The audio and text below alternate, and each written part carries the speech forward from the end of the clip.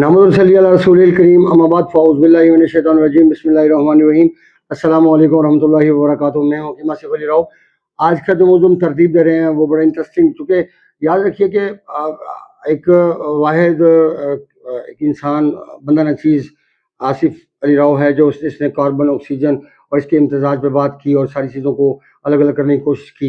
इससे पहले आपकी हिस्ट्री में जो कार्बन ऑक्सीजन के ऊपर कभी किसी ने बात नहीं की। और कार्बन ऑक्सीजन का जो अपना एक खासा है, जो उसका एक मिजाज है, यकीनन दोनों में से जो चीज़ पावर पकड़ेगी वो अपने असरात आपकी बॉडी पे रखेगी।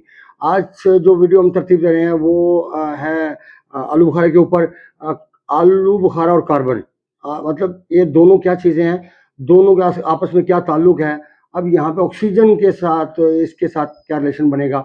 यहाँ पे आलू बुखारे के बारे में एक चीज़ ध्यान में रखिए कि ये इसका जो मिजाज चूँकि खुश्क सर्द है और तुलसी रखता है अपने अंदर, और ये दिल की कीमियावी तहरीक का एक ज़ामिन है कि ये दिल के अंदर कीमियावी तहरीक पैदा करता है। इसको स्पेशली आप शुगर टाइप 1 की कैफियत में इस्तेमाल कर सकते हैं, या आप सिंगरेनी की सूरत में इस्तेमाल कर सकते हैं, लेकिन IBS की सूरत में इस्तेमाल नहीं कर सकते। याद रखिएगा, मैं चीज़ों को बार बार एक्सप्लेन करता हूँ, लेकिन यहाँ पे बस अल्लाह खैर करे, इंसान के दिमाग ना पूरे सूरे हैं। शायद इन हुकूमतों ने इंसान को तरक्की, पाकिस्तानियों को स्पेशली नहीं करना दिया, काम नहीं करने दिया, उनकी अकल को आज़ाद नहीं छोड़ा गया, या उनकी खुराक ऐसी रखी गई कि उनको महकूम बना के रखा जाए। तो जब एक इंसान गुलाम होगा ज़हनी तौर पर, उसने क्या सोचना है। इमरान खान बेचारा सच पीटता है, गुलाम कौम है तो गुलाम कौम तो यही है, लेकिन वो बेचारा गुलाम नहीं है, वो तो आज़ाद है और वो लड़ रहा है। आज कितने साल से वो जेल के अंदर है, किसके लिए जेल है? हमारे लिए है, पता नहीं। हम आर्मी की भी रिस्पेक्ट करते हैं, यकीनन वो क्योंकि वो हमारी सरहदों की हिफाजत करती है, लेकिन हमारे लिए तकलीफ़ का बाइस ये है कि आम इंसान के लिए तकलीफ़ बढ़ जाती है कि जब एक ऐसी क़ुव्वतें मैदान में आती हैं कि जो अल्लाह के बनाए हुए कानून को छेड़छाड़ करती हैं। मतलब देखें, इंसान को तकलीफ़ नहीं पहुंचनी चाहिए। अब आपकी दौर हुकूमत में, उमर रज़ी अल्लाह सरकार की दौर हुकूमत में, अगर दरियाए फ़रात के किनारे कुत्ता भी प्यासा मर गया तो उमर से पूछा जाएगा। तो ये एक लेवल होता है उसका लीडर का, या एक जो बादशाह होता है जो हुकूमत कर रहा है। तो ये तो इम्तिजाज जो बिल्कुल है ही नहीं। ये तो अब हर बंदा अपने नफ्सा नफ्सी की आलम में, पता नहीं इन लोगों ने शायद मरना नहीं है, अल्लाह को जान नहीं देनी। जो जो बिगाड़ पैदा कर रहा है उसको पता है कि वो क्या कर रहा है, और फिर क़यामत वाले दिन तो माफ़ी नहीं मिलनी। ये दुनिया तो चंद दिनों की है। कहते हैं किसी को ज़्यादा अगर कीड़ा है ना उसके दिमाग में किसी और जगह पे, तो वो कब्रिस्तान चला जाए। कब्रिस्तान जाके ज़रा खड़ा हो और जाके देखिए कि उससे पहले कितने बड़े बड़े तुर्म खान दुनिया में आए और दुनिया से चले गए। ये दुनिया कुछ वक्त के लिए, जिसकी वक़्त अल्लाह के नज़दीक एक मच्छर के पर के बराबर नहीं है, उस दुनिया के लिए हम ज़ीलो ख्वार हो रहे हैं।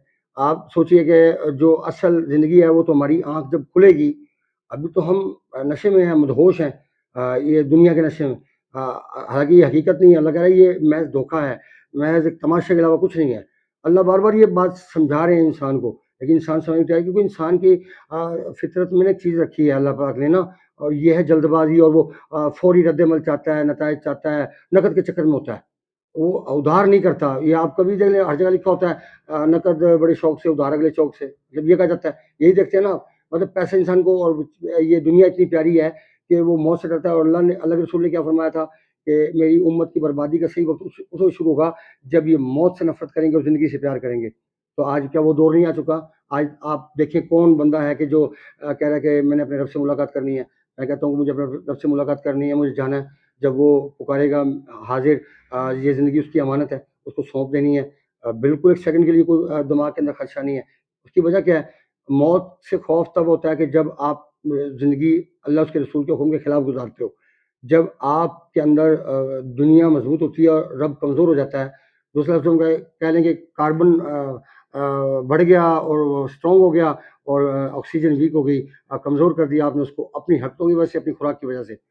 अच्छा, अब यहाँ पे जब आप ये काम करेंगे तो फिर क्या होगा कि फिर एक ऐसा भयानक एक खेल शुरू होगा कि जिसके अंदर ना इंसान का ज़मीर भी ख़त्म हो जाता है, इंसान को अच्छे बुरे की तमीज़ नहीं आती, और फिर इंसान एक नंगा नाच नाचता है शैतानियत का। जबकि जब क़यामत कायम होगी तो शैतान कहा जाएगा कि उसके पैरोकार सारे आ जाएँ, तो कहेंगे कि तेरे कहने पे, जो पैरोकार होंगे तेरे कहने पे हमने ये सब काम किया। तो आगे से वो क्या जवाब देगा कि मैं तुम्हारे से हाथ पकड़ा तो मैं कहा था कि तुम ये काम करो, तुमने खुद किया। تم نے اپنے چسکے کے لیے کیا، اپنے فائدے کے لیے کیا، تم نے میرے کہنے پہ نہیں کیا، تو اللہ پاک تو وہاں پہ سزا تو سب کو دے گا۔ اب یہ تو ایک لڑائی جھگڑا ہے نا کہ بات ہے کہ وہ کہیں گے کہ ہم نے تیرے کہنے پہ کیا، پھر انسان وہاں سے انکار کرے گا تو اللہ پاک اس کے جسم کے وہ تمام عذاب بولیں گے کہ جو انسان کو بتائیں گے کہ وہ اس نے کیا کیا، تو وہ کہیں گے کہ ہم نے تیرے لیے، وہ انسان کہے گا کہ تیرے لیے، تیری مزے کے لیے ہم نے یہ کام کیا، تو وہ کہے گا کہ ہم تو تیرے کنٹرول میں تھے، تو نے کیوں کیا یہ کام، ہم نے تیرے سے کہا تھا کہ تو یہ کام کر، تو نے اپنے مزے کے لیے کام کیا۔ بہرکیف آلو بخارے کا جو مزاج ہے خشک سرد ہے۔ اب خشک سرد مزاج کا کام ہے کیمیاوی تحریک دل کے اوپر دباؤ بڑھانا اور خشکی پیدا کرنے کا اسٹاپ کرنا، یا دوسرے لفظوں میں کہہ لو کہ پانی ڈرائی کرنے کے پوزیشن میں آنا، کہ وہ انسان کے جسم کے اندر اگر ایکسٹرا پانی ہے خون کے اندر تو اس کو ڈرائی کر دیا جائے، سکھا دیا جائے، خشک کر دیا جائے۔ اب جب آپ پانی خشک کریں گے تو یقیناً آپ کو خشکی فراہم کرنا پڑے گی، کیونکہ حرارت کے ذریعے آپ پانی کو زیادہ جلدی ڈرائی نہیں کر سکتے، اس میں بہت وقت درکار ہوگا۔ جیسے مثال دیتا ہوں، یہ بارش ہوتی ہے، اگر ہوا نہ چلے تو پانی جلدی خشک نہیں ہوتا، صرف دھوپ کی بنیاد پہ، صرف دھوپ کی بنیاد ہوگی تو وہاں پہ اسمیل مار جائے گا، لیکن وہ ختم نہیں ہوگا جب تک ہوا نہیں چلتی۔ ہوا اس کو ڈرائی کرنے کا باعث بنتی ہے۔ جیسے آپ نے دیکھا ہوگا کہ یہ کپڑے جب ڈائی کیے جاتے ہیں تو ان کو پھر سکھایا جاتا ہے ہوا کے اندر تو فوری طور پہ سوکھ جاتے ہیں، لیکن اگر آپ صرف اس کو رکھیں گے دھوپ کے اندر تو وہ جلدی خشک نہیں ہوں گے۔ اس سے آپ اندازہ لگا سکتے ہیں کہ صرف دھوپ کا ہونا کافی نہیں ہے، ہوا کا ہونا بھی ضروری ہے۔ یہاں سے اب ایک چیز کو آپ جان لیجئے کہ جو آلو بخارا ہے وہ یقیناً کاربن لیول کو انکریز کرتا ہے، آکسیجن کو کمزور کرتا ہے، کیونکہ اس کا آکسیجن کے ساتھ کوئی تعلق نہیں ہے۔ خشک سرد کیفیت ہمیشہ وٹامن ڈی کی صورت میں آلو بخارا وٹامن ڈی کی کمی کو اور بڑھا دے گا۔ اگر آپ کے جسم میں وائٹ بلڈ سیلز کم ہیں تو WBC، تو آلو بخارا کا کھانا آپ کے WBC کو اور کم کر دے گا۔ اگر آپ TB کے پیشنٹ ہیں، آپ کی TB انکریز کر دے گا۔ اگر ٹائیفائڈ کا شکار ہیں، آپ کی ٹائیفائڈ بڑھنے کا خدشات موجود ہیں۔ اگر آپ کانسٹیپیشن یا آپ کے پتے میں پتھری ہے تو یقیناً یہ اس کو بڑھا دے گا۔ اگر آپ کینسر کا شکار ہے تو اس کو ڈیولپ کرے گا۔ اگر آپ کی باڈی کے اندر ایچ پیلوری کا پرابلم ہے اس کو انکریز کرے گا۔ اگر یورک ایسڈ ہے اس کو بڑھانے میں ہیلپ کرے گا۔ اب یہ لوگ کہتے ہیں کہ آپ نقصان بتاتے، فائدے نہیں بتاتے۔